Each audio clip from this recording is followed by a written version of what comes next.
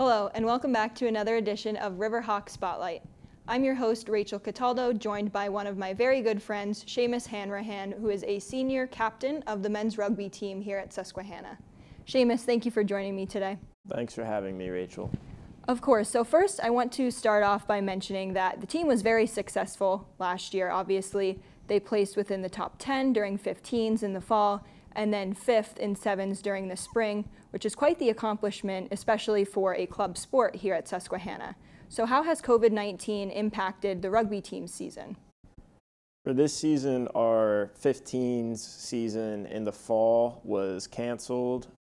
We don't know yet if it's being pushed back to the spring or if we're just going to be playing 7s in the spring. But right now we're allowed to have practices where we wear our masks and we social distance. But we're preparing for both a 15s and a 7 season because we still don't know which one we're going to be playing in the spring.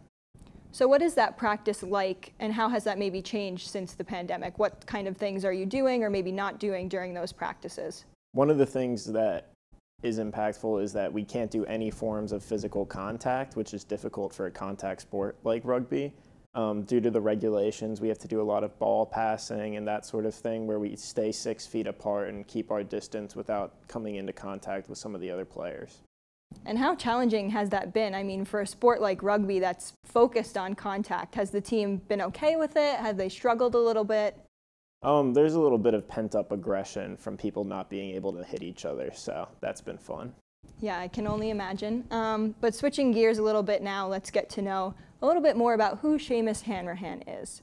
So what is your major? What are you currently studying on campus? And do you have any tentative plans for after graduation? I'm a finance major on campus, and as of right now, I have no plans. I'm hoping to probably move to a city after college. Awesome. And if you couldn't play rugby here at Susquehanna, what other sport would you play, or would you just be your regular old non-athletic person? Sticking in club sports, I'd probably play ultimate frisbee. They seem very chill and like they have a good time. Yeah, definitely.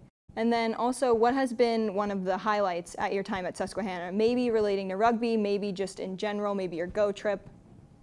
I would probably say it would be my freshman year when we qualified for 7s nationals.